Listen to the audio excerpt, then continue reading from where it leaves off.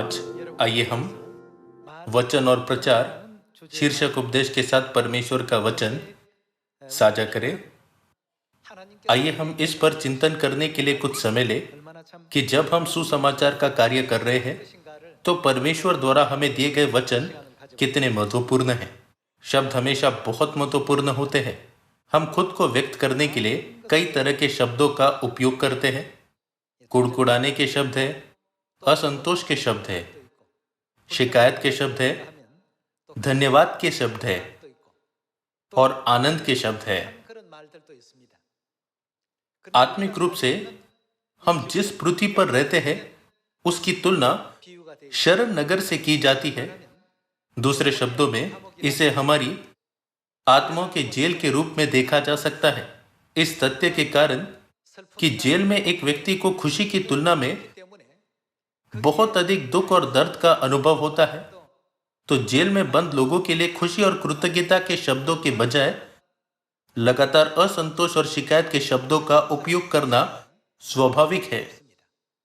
लेकिन संसार के लोगों के विपरीत बाइबल सिखाती है कि स्वर्ग के लोग जो बचाए जाएंगे उन्हें हमेशा स्वर्ग की ओर देखना चाहिए और आज दिए गए समय के लिए आभारी होना चाहिए और एक दूसरे के साथ खुशी के शब्दों को साझा करना चाहिए।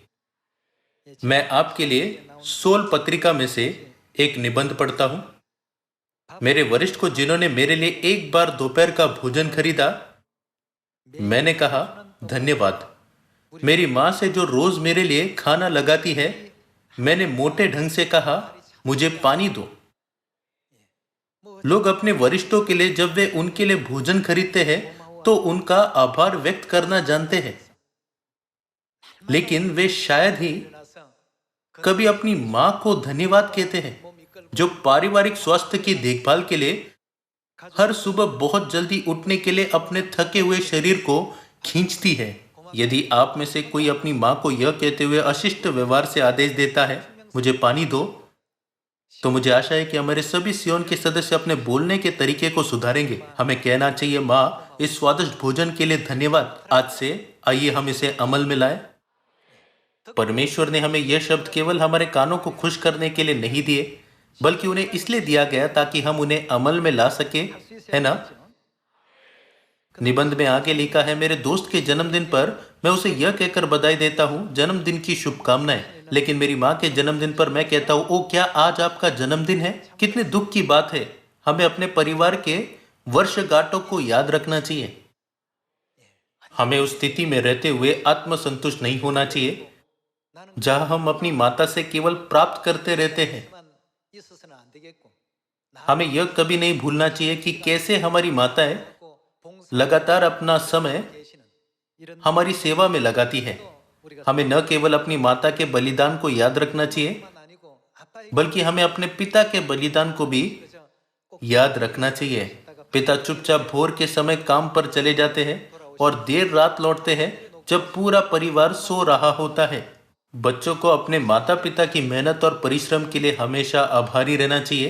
क्या आप सहमत नहीं हैं? अपने बच्चों को खिलाने, उन्हें कपड़े पहनाने, सुलाने और बच्चों के अच्छी तरह से बढ़ने के लिए एक हार्दिक वातावरण बनाने के लिए वे अपनी जवानी को छोड़कर अपने दिन बिताते हैं।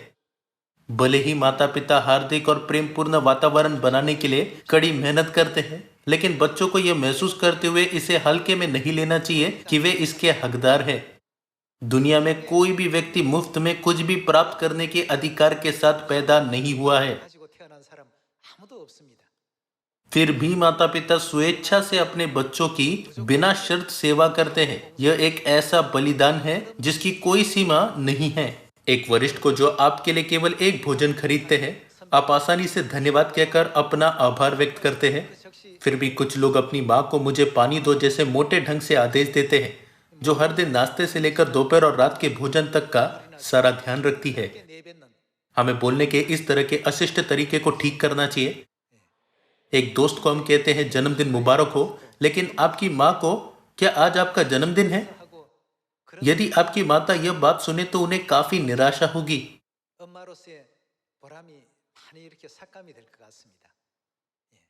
ऐसा व्यक्ति आप या मैं हो सकता है। हम में से कोई भी निबंध के लेखक के समान हो सकता है। बेशक ऐसे भाई और बहनें हैं जो अपनी माताओं के प्रति दयालु हैं।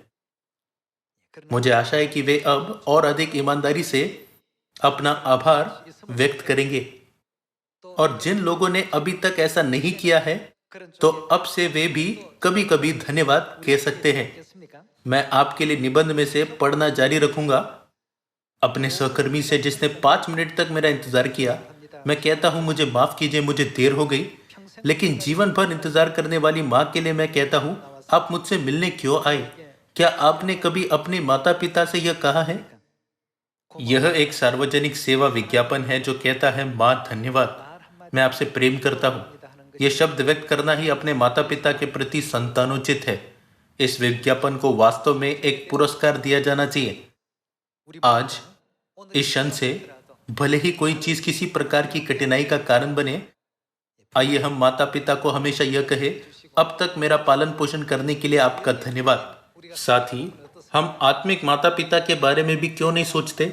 उन्होंने कितने लंबे समय तक हमारे जागने, महसूस करने और पश्चाताप करने का इंतजार किया है। हम अपने सहकर्मी को इंतजार करने के लिए धन्यवाद कहना सुनिश्चित करते हैं, जिसने केवल 5-10 मिनट तक हमारा इंतजार किया।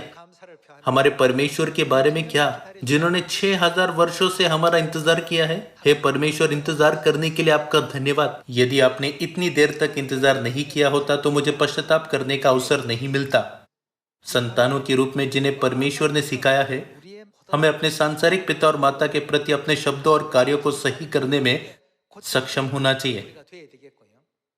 इसके अलावा मुझे आशा है कि आप और मैं वह बन सकते हैं जो अपने आत्मिक पिता और माता के प्रति यह मानसिकता और विश्वास रखते हैं। आइए हम सभी इसे मन में रखें, हौसला रखें और स्वर्ग की आशा रखें। हम पृथ्वी पर चाहे कुछ भी करें, कई मुश्किलें आती है। पूरी दुनिया में इस समय अर्थव्यवस्था के सभी क्षेत्र मंदी के दौर से गुजर रहे हैं, जिससे लोगों को कई तरह की आर्थिक मुश्किलों का सामना करना पड़ रहा है। लेकिन क्या परमेश्वर ऐसा देश तैयार नहीं कर रहे जहां ऐसी कोई मुश्किलें नहीं है? यह महिमा में स्वर्गीय दुनिया है जहां न तो कठिनाइयां होंगी, न रोजगार की चिंताएं, न मुश्किलें, न शोक, न दुख, न दर्द और न ही मृत्यु होगी। क्या इसी कारण से परमेश्वर ने हमें सत्य और शिक्षा देकर और चर्च की स्थापना करके स्वर्ग के राज्य के लिए महिमा में मार्ग नहीं खोला, ताकि हम परमेश्वर के अनुग्रह के अंतर्गत सही मार्ग पर चल सके? इसलिए हम सभी को सियोन के परिवार के सदस्यों को ऐसे शब्दों से प्रोत्साहित करके उनका समर्थन करने की आवश्यकता है कि आइए हम स्वर्ग की आशा के साथ हौसला रखें और अपना सर्वोत्तम करें। हमें जीवन भर एक दूसरे को प्रोत्साहित करना चाहिए। क्या होगा यदि दौड़ में आपकी सांसें थम जाए, लेकिन कोई है जो आपको हौसला दे रहा है? यदि आपको हौसला देने वाला कोई नहीं है तो आप एक कदम भी आगे नहीं दौड़ पाएंगे। लेकिन यदि कोई है जो आपको हौसला दे रहा है तो आप तेजी से दौड़ने में सक्षम होंगे। आपकी सांसें फूल जाने पर भी आप दौड़ पाएंगे। इसके द्वारा हम देख सकते हैं कि एक दूसरे से कहे जाने वाले शब्द वास्तव में कितने प्रभावशाली होते हैं। आज आइए हम जाने कि हमारे द्वारा कहे जाने वाले शब्दों और जीवन के उन शब्दों के प्रभाव के बारे में बाइबल हमें क्या सिखाती है, जिनका उपयोग हमें संसार को बचाने के लिए प्रचार करते समय करना चाहिए। आइए हम गलातियों की पुस्तक अध्याय 6 आयत 7 पर एक नजर डालें। धोखा न खाओ, परमेश्वर ठट्टों में नहीं उड़ाया जाता, क्योंकि मनुष्य क्या काटेगा, मनुष्य जो कुछ बोता है वही काटेगा। मनुष्य जो कुछ बोता है वही काटेगा। मान लीजिए कि हमें स्वर्ग के राज्य में प्रवेश करने में 5 वर्ष लगते हैं, और मान लीजिए कि उन 5 वर्षों में हमने जो शब्द कहे हैं वे यह निर्धारित करने वाले कारक है कि हम स्वर्ग के राज्य में प्रवेश करेंगे या नहीं। क्या यीशु ने यह नहीं कहा था कि जो जो बातें हम कहते हैं न्याय के दिन वे हर उस बात का लेखा देंगे? इसलिए हमें सुंदर शब्द, प्रोत्साहन के शब्द, प्रशंसा से भरे शब्द और कृतज्ञता के शब्द बोलने चाहिए। यदि हम इन शब्दों को नहीं कहते तो वे सभी शब्द जो हमने कहे हैं वे क्या करेंगे? वे न्याय के दिन हमें दोषी ठहराएंगे, तो हम जो शब्द कहते हैं क्या वह अत्यंत महत्वपूर्ण नहीं है? इसीलिए गलातियों अध्याय 6 कहता है, मनुष्य जो कुछ बोता है वही काटेगा। यदि हमने बुरे, भ्रष्ट और हिंसक शब्द कहे हैं, तो आइए हम इस क्षण से अपने शब्दों को शुद्ध करें। मुझे आशा है कि हम अपने अतीत में कहे सभी शब्द को मिटा देंगे, लेकिन यदि हमारे पास अतीत में कहे गए शब्दों के कई अच्छे रिकॉर्ड है, तो आइए हम ऐसा करना जारी रखें। आइए हम आयत 8 देखें, क्योंकि जो अपने शरीर के लिए बोता है वह शरीर के द्वारा विनाश की कटनी काटेगा, और जो आत्मा के लिए बोता है वह आत्मा के द्वारा अनंत जीवन की कटनी काटेगा। हम भले काम करने में साहस न छोड़े, क्योंकि यदि हम ढीले न हो तो ठीक समय पर कटनी काटेंगे। इसलिए जहां तक अवसर मिले हम क्या करें?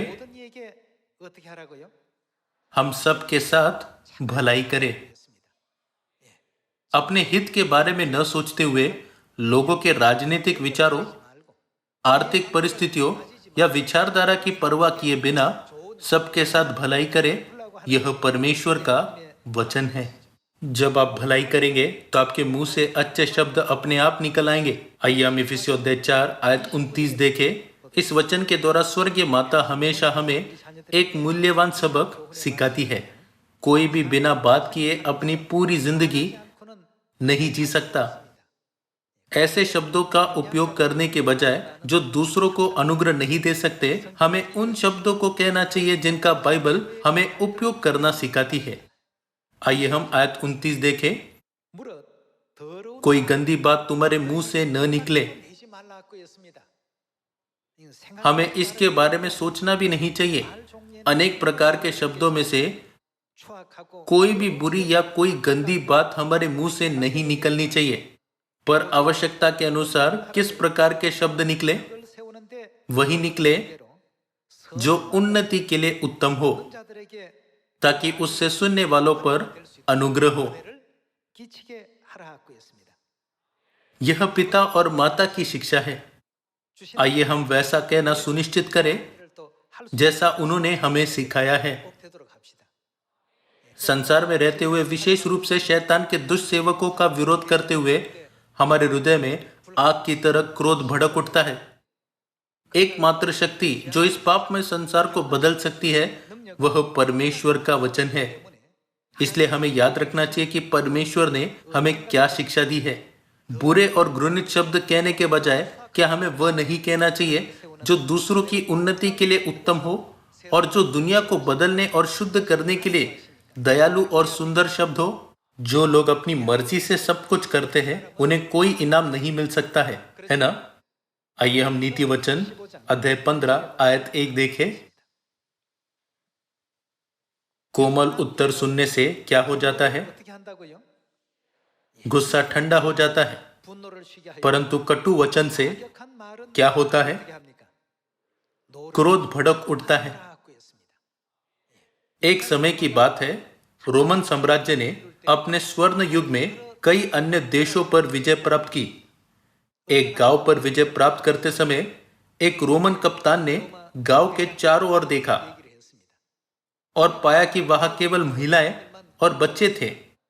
उसने लोगों से कहा, मैं तुम सबको रिहा करने जा रहा हूं और तुम्हें अपने साथ अपने सबसे कीमती खजाने में से केवल एक ले जाने की अनुमति दूंगा। उसके कहने पर बहुत से लोग अपनी अपनी संपत्ति लेकर चले गए। तब एक महिला को पूरी तरह से कपड़े से ढकी एक बहुत बड़ी वस्तु को ले जाते हुए पाया गया। तब एक सिपाही ने पूछा, यह क्या है? उसने उसे अपना पति दिखाया। सिपाही क्रोधित हुआ और उसने जनरल को इसकी सूचना दी। यह अमान्य है। क्या हमें अभी इसी वक्त इस आदमी को नहीं मारना चाहिए? जब वे आपस में बातें कर ही रहे थे कि उस स्त्री ने बड़ी चतुराई से कहा, जनरल, क्या आपने हमसे स्पष्ट वादा नहीं किया था कि हम अपने सबसे कीमती खजाने में से एक ले सकते हैं? मेरे लिए सबसे कीमती खजाना मेरे पति है। ऐसा कहकर वह दुश्मन से अपने पति को बचाने में सक्षम थी। सभी लोगों, क्या आपको नहीं लगता कि हम जो भी शब्द कहते हैं वह बहुत महत्वपूर्ण है? एक राजा और मौत की सजा पाने वाले कैदी के बारे में एक और कहानी है। एक राष्ट्रीय विद्रोह के कारण मृत्युदंड में शामिल अपराधियों को सजा देने के लिए राजा को स्वयं उपस्थित होना पड़ा। मौत की सजा पाने वाले एक कैदी ने दयनीय आंखों से राजा से एक गिलास पानी मांगा। भले ही उसका अनुरोध मान लिया गया था, लेकिन वह पानी का गिलास पकड़े हुए डर से कांप रहा था। वह एक पत्ते की तरह कांपते हुए बहुत दयनीय लग रहा था। राजा ने स्वयं एक मनुष्य होने के नाते कहा, भले तुम एक कैदी हो, लेकिन जब तक तुम इस पानी को नहीं पीते हो तब तक तुम्हें मारा नहीं जाएगा। तो चिंता मत करो, बस पानी पी लो। उसी समय कैदी के हाथ से पानी का गिलास गिर गया और टूट गया, और कैदी को मौत की सजा नहीं दी गई। जैसा कि उसे कहा गया था कि जब तक वह पानी पीना समाप्त नहीं कर देता तब तक उसे नहीं मारा जाएगा, इसलिए वे निष्पादन को अंजाम नहीं दे सके, क्योंकि उसने पानी को पीने योग्य नहीं बनाया। राजा ने अपना वादा निभाने के लिए मौत की सजा पाने वाले कैदी को रिहा कर दिया। इस तरह हम देख सकते हैं कि हमारे कहे कई शब्द बहुत प्रभावशाली हो सकते हैं। नीति वचन अध्याय 15 में यह कहा गया है, कोमल उत्तर सुनने से क्या हो जाता है, दूसरे व्यक्ति का गुस्सा ठंडा हो जाता है, परंतु कटु वचन से क्रोध भड़क उठता है। यह आज पति, पत्नी और परिवार के सदस्य संग मिलकर आराधना कर रहे हैं। न केवल परिवार के सदस्यों के बीच, बल्कि हमारे सियोन के परिवार के सदस्यों के बीच भी आइए हम इस क्षण से कठोर शब्दों के बजाय कोमल शब्द कहने का अभ्यास करें। आइए हम कुलुस्सियों के अध्याय 4 पर एक नजर डालें। कुलुस्सियों अध्याय 4 आयत 6, तुम्हारा वचन सदा अनुग्रह सहित और सलोना हो, कि तुम्हें हर मनुष्य को उचित रीति से उत्तर देना आ जाए। बाइबल सिखाती है कि हमारा वचन सदा परमेश्वर की आशीषों और अनुग्रह से भरपूर और सलोना होना चाहिए। इसका अर्थ है कि हमें ऐसे सुंदर शब्दों का उपयोग करना चाहिए जो सभी को प्रसन्न करे। आइए हम तीतुस अध्याय 2 आयत 7 पर एक नजर डालें। सब बातों में अपने आप को भले कामों का नमूना बना। तेरे उपदेश में सफाई, गंभीरता और ऐसी खराई पाए जाए कि कोई उसे बुरा न कह सके। हमें ऐसे शब्द कहने चाहिए कि कोई उसे बुरा न कह सके, जिससे विरोधी हम पर कोई दोष लगाने का अवसर न पाकर लज्जित हो। सभी लोगों, शब्दों के संबंध में क्या पिता और माता वे लोग नहीं हैं जिनका हमें अपने शब्दों के द्वारा सबसे अधिक धन्यवाद व्यक्त करना चाहिए? हमें उन्हें सबसे अधिक धन्यवाद कहना चाहिए, क्योंकि वे वह हैं जिन्होंने हमारे लिए सबसे अधिक प्रयास किया है और खुद को सबसे अधिक समर्पित किया है। आज इस क्षण से हमें इस विचार से छुटकारा पाना चाहिए कि हम माता और पिता से मिलने वाली हर चीज को प्राप्त करने के हकदार है। इस पृथ्वी पर कोई भी ऐसा नहीं है जो स्वाभाविक रूप से सेवा पाने के योग्य हो।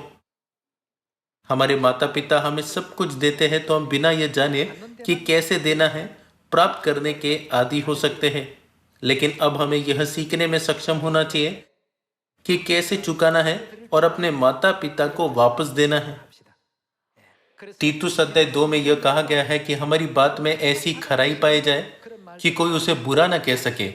आइए हम पहला पत्रस अध्याय 2 पर जाए। शब्दों के बारे में कई सबक है, फिर भी उन अनगिनत शब्दों में से जो सबक हमें कभी नहीं भूलना चाहिए वे परमेश्वर के वचन हैं। आइए हम पहला पत्रस अध्याय 2 आयत 1 देखें। इसलिए सब प्रकार का बैरभाव और छल और कपट और ढा और निंदा को दूर करके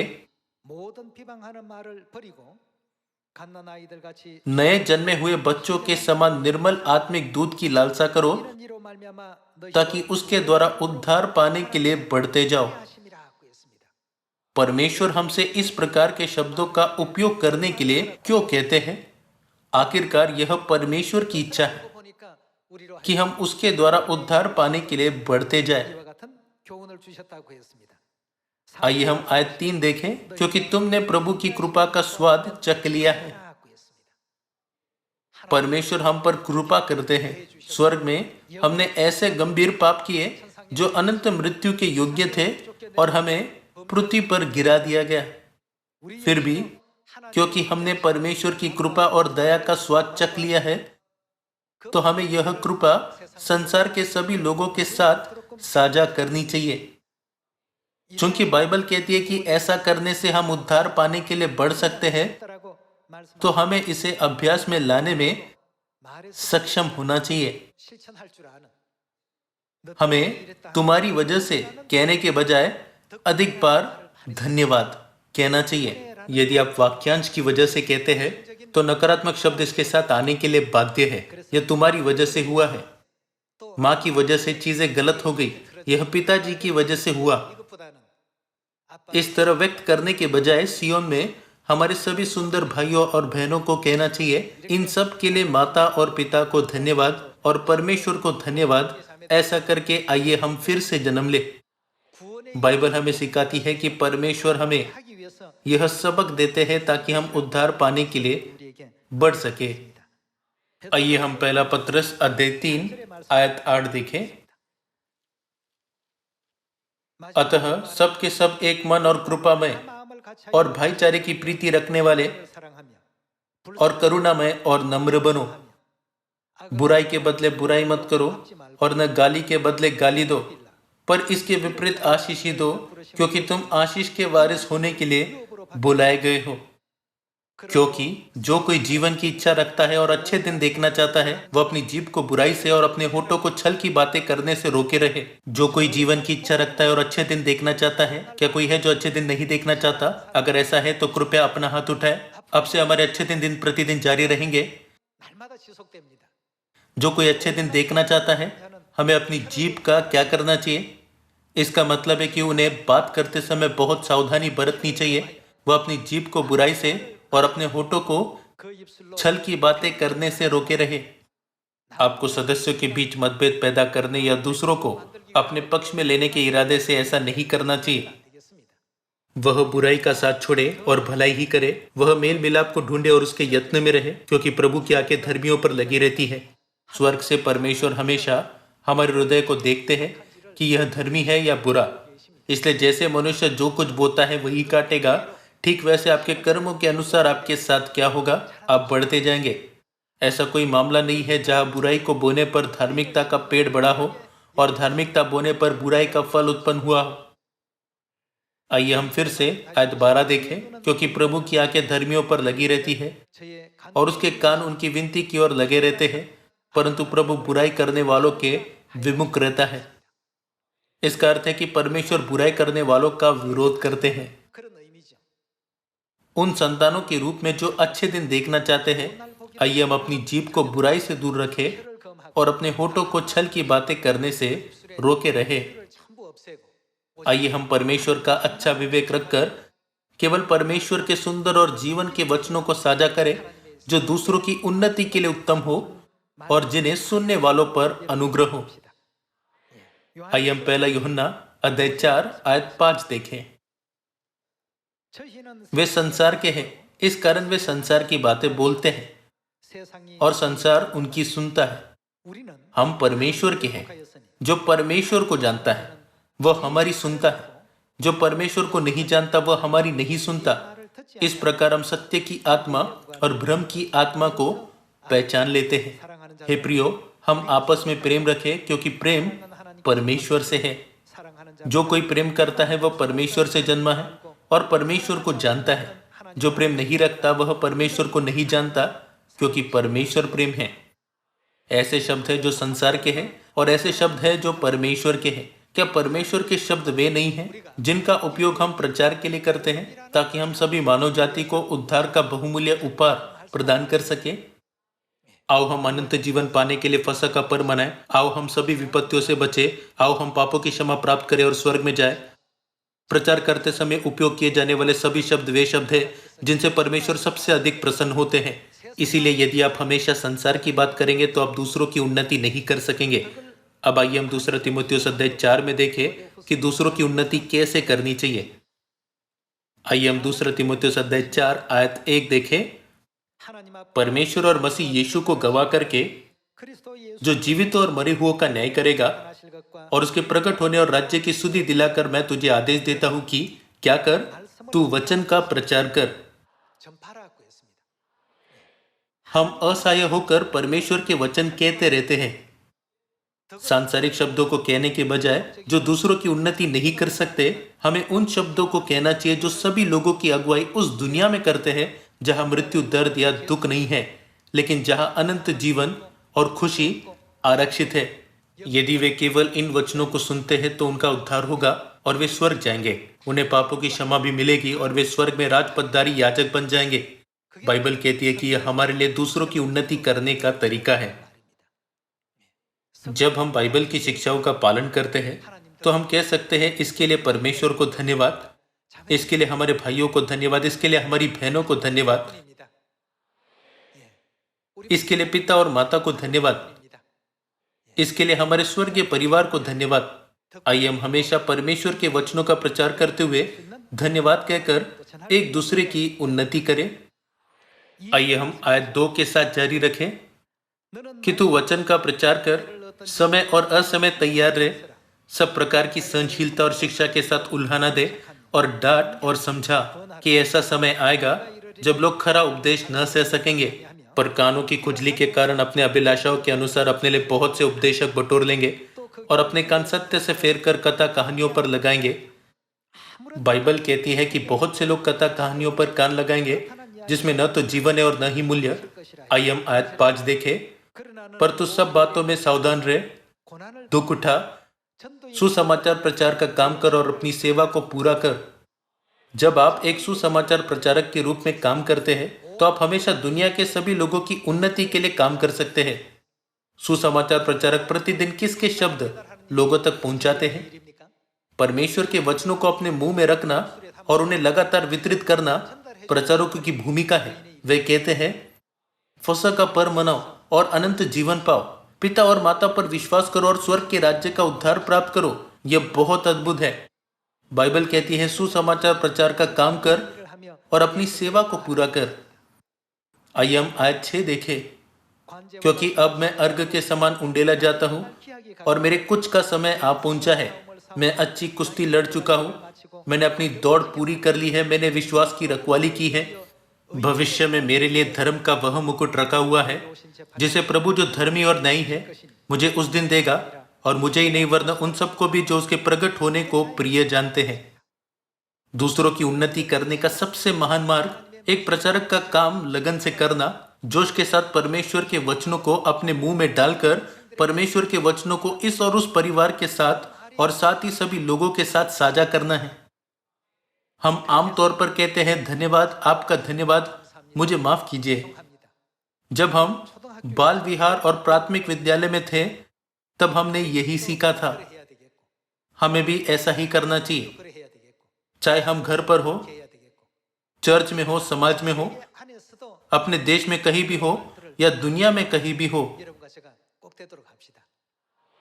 कुछ भी कहने से पहले आइए हम हमेशा ध्यान से सोचें, यदि यह दूसरों की उन्नति नहीं कर सकता तो इसे अपने मुंह से न निकलने दें। जब तक हम ऐसा करते हैं तब तक हम एक दूसरे की खूबियों के साथ साथ, जिन्हें हम पहले नहीं जानते थे, परमेश्वर के पवित्र और बहुमूल्य वचनों को महसूस करने में सक्षम होंगे।